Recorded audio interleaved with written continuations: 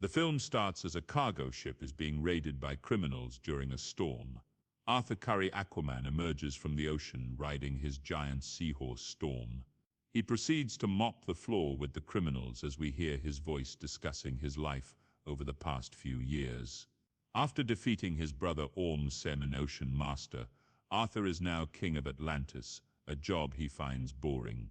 He has also married Mera, and they have a son, Arthur Jr. Arthur's parents, Thomas and Atlanta, also help raise Jr., while Arthur deals with his duties as king and as Aquaman. Jr. is also shown to have inherited Arthur's ability to communicate with underwater creatures. Somewhere in the Arctic, David Kane, Black Manta, is leading an expedition in his quest for revenge against Aquaman. He has partnered with marine biologist Dr. Stephen Shin and others to locate Atlantis. Shin and another crew member end up falling down an icy chasm. A creature that has been dormant in the ice for a long time breaks its tentacle out and pulls the crew member to his death. David and his men later recover Shin and come across other creatures that remain frozen solid in ice. David goes underwater and comes across the Black Trident. He puts both halves together and sees a vision of a monstrous king, Kordax, calling to David and offering to help him kill his enemy if David frees him. 5 months later, temperatures around the globe begin rising at an alarming rate. Mera brings Arthur before the Council of Atlantis, led by Karshan, to discuss the issue. Arthur believes it is time for Atlantis to reveal itself to the surface world, something everyone quickly disagrees with. Arthur goes to share a beer with his dad and discuss how hard his duties as king are when the others don't see eye to eye with him. In the Atlantic, David is trying to locate a fuel source called orichalcum, which is located in Atlantis and can power up machines made by Shin. After finding the Atlantean reserves of orichalcum, David initiates an attack on Atlantis. Atlanta and Mera come in to defend the kingdom and fight Black Manta, but he uses his laser helmet to incapacitate Mera. Before he can kill her, Aquaman arrives for a fight. Manta wields the Black Trident, giving him greater strength and power without his suit. Arthur pursues David, but he uses a device on his ship to emit a sonic pulse that knocks Arthur out. In the aftermath, Karshan tries to pin the blame on Arthur for the attack on Atlantis, and Mera is hospitalized. Arthur discusses with Atlanta and King Nereus how to deal with Black Manta's threat. They determine that David is using the orichalcum to cause the spike in temperatures around the world. In order to find Manta, Arthur suggests that he needs Orm's help, despite Atlanta and Nereus thinking it's a bad idea to try and get him out of prison. Arthur believes he can trust his brother this time. Arthur uses a stealth suit to get into the prison. In the Fisherman Kingdom, along with a cephalopod called Topo, who is good at camouflage. Orm has been deprived of most of his water, leaving him emaciated and weakened. Arthur reaches his brother and fights off the cruel guards before freeing Orm, who is none too happy to see Arthur. More guards go after the brothers, but Orm manages to reach the beach and regain his strength, allowing him to take down the guards. Arthur and Orm then retreat into the ocean before reinforcements arrive. The brothers travel to an underwater pirate sanctuary called the Sunken Citadel. They approach a crime boss called Kingfish for information on how to find David. When Kingfish refuses to help, Arthur and Orm fight his goons before Arthur sticks a helmet on Kingfish's head to drain the water from it until he admits that he has heard talks of Manta hiding out in a dormant volcano called Devil's Deep. Shin comes upon David talking in the mirror to Kordax, though the image of the evil king disappears before Shin can see him.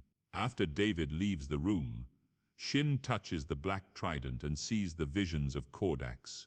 David threatens Shin if he continues to snoop into his affairs. Arthur and Orm come to an island where Devil's Deep is located, surrounded by a vast jungle. They see that a lot of the plant and animal life has mutated, so they run from a group of giant insects. Arthur body slams a statue to create a bridge for him and Orm to get across, and they push the statue over the ledge to send the insects to their deaths. Arthur and Orm continue bickering on the way to their destination, but eventually find Manta's base before knocking out some of his men. Shin finds them and asks to join them, since he didn't realize how insane and dangerous David really is. Before Shin can explain what is going on, David's right-hand woman Stingray blasts through the door, rendering Shin unconscious. The villains pursue the brothers, with Stingray controlling a large robot with tentacles to go after them. Arthur and Orm work together to take down the mecha before Manta emerges to confront them. They fight him, but before he can kill Orm, Atlantean forces led by Nereus attack and destroy the base. Manta and his goons escape after using the sonic pulse on Arthur again, but he is saved by Mera. Everyone recovers on the surface, where Orm starts to tell Arthur what he knows of the Black Trident, since he briefly got his hands on it while fighting Manta. Kordax was King Atlan's brother, who started his own kingdom. Necrus forged the Black Trident in an attempt to seize control of Atlantis. It ended up corrupting him and turned Kordax and his subjects into monsters. In order to free Kordax, blood from a direct descendant of Atlan must be used, meaning Manta can go for Arthur, Orm, Atlana, or Arthur Jr. Sure enough, Manta arrives in Amnesty Bay and attacks Thomas in his own home before kidnapping Jr. and setting the house on fire. Arthur rescues his father and leaves him with Atlana to care for him. After Shin sees that David kidnapped Jr., he sends a signal to the Atlanteans in order for them to come find them. Arthur joins Mera, Orm, Nereus, and the Brine King to go find Manta. David and Stingray locate Necrus, and he prepares to take Jr. to Kordax's throne. Arthur summons the creatures of the deep to aid him. The sea creatures overload the frequencies in the villain's base, causing an explosion and killing Stingray and other goons. Just before Manta prepares to use Junior's blood, Shin instead gives him a bag with a bomb in it while he takes Junior to safety. After mowing through other goons, Arthur and Orm confront Manta, but Manta manages to hit Arthur hard enough to draw blood and awaken Kordax. Orm takes the Black Trident and begins to get possessed by Kordax's influence. The evil king tries to turn both brothers against each other, but Arthur appeals to Orm's better nature, and the two overcome the possession.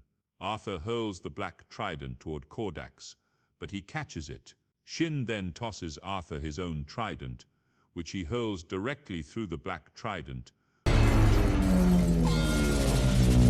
causing it to shatter and destroy Kordax. With his death, Necrus begins to crumble. David begins to fall through a chasm, and Arthur offers a chance to save him, but he simply sneers "never" at Arthur and allows himself to fall to his death.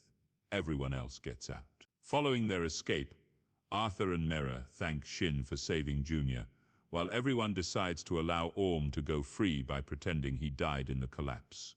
Orm bids his brother and mother farewell before swimming away. Arthur returns to Atlantis and makes good on his decision to reveal the kingdom to the surface world. Atlantis rises from the ocean before the whole world, and Arthur speaks before the United Nations in an attempt to unite the land and sea. He then ends his speech by bragging that he is the king of Atlantis. During the credits, Orm is seen eating a cheeseburger for the first time since Arthur suggested it to him. He then sees a cockroach crawling by and then adds it to his burger.